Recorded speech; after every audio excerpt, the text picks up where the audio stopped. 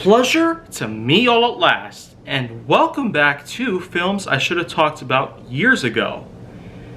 Well, you know what? Today's August 20th, and I really gotta say, I'm already at the 50th episode for this series. And even more so, given to the fact that I'm already at the halfway point here in this whole entire thing. But you know what though, even when all of this comes to an end, there have been a few other ideas relative to this that I feel like I could probably grab onto and pretty much perfect within the next couple of years. Maybe I might do, well, a second season of this in the future, just like what I might do with a few other series that I've also started this whole summer. But until that happens, let's get going on with, well, number 50, obviously, which I've pretty much been dying to talk about for quite a while now. Tremors 5, Bloodlines. Yeah, this was another Netflix film that continued a pretty well-known franchise at the time, and this was also released in early 2015. So, Dragonheart 3, The Sorcerer's Curse was not alone here. And even when that came around, I really did not have whole lots out there to talk about. But here, I feel like I could probably get at it a little bit better. Tremors 5 Bloodlines basically is, in fact, well, the sequel to Tremors 4, and even more so, as a nice big, well, soft reboot to the franchise in a way. But the thing is, it stars the same old Michael Gross as Burt Gummer, whom of course was now starting a new web series based on hunting, based on survival and all that good stuff. And yeah, you know, the fact that I have my own survival series right now is also quite a big speculation on what could happen in the future. But let's not forget, there were two other Tremors sequels that came into play. Tremors 6, A Cold Day, and then there was Tremors 7, Tremors 7, Shrieker Island. Both of which came out timely, nicely spaced apart from each other, so it wasn't too slow, nor was it too fast, in terms of, well, how much time had passed between releases. So, the thing is, this new trilogy relating to the Tremors series is kind of a nice span between 2015 and 2020. Yeah, by the end of 2020, the Tremors series was pretty much done with, once and for all.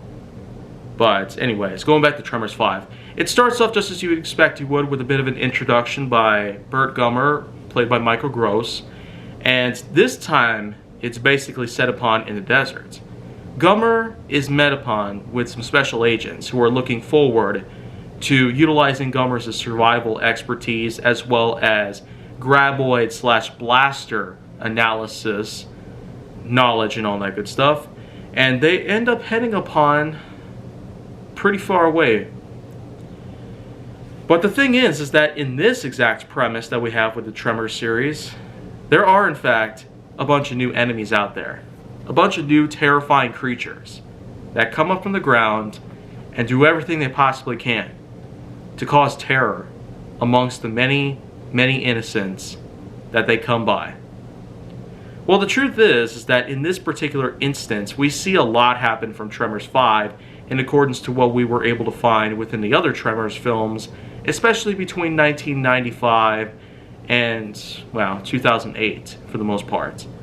The Tremors series has had quite a bit of a mileage since day one, and we've certainly been able to get a lot out of the sequels that the first few films have not necessarily been able to touch up on.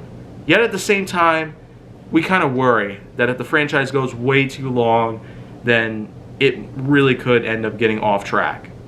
I've talked a lot about how Transformers 5 The Last Night pretty much gave us quite a few bits of evidence that we really don't need to have as huge of a franchise as possible. Just because they make billions of dollars, does that always mean you have to set aside a large portion of it for budgeting towards another film in the franchise? Well, this is certainly another case relating to that factor, but again, with Tremors 5 being the 5th film of the series, it's yet another one of those cases where we might not look at the franchise the same. but yet I really was quite a big fan of it. I actually did get to know a lot more about the Tremors series in this film alone, in conjunction to the others.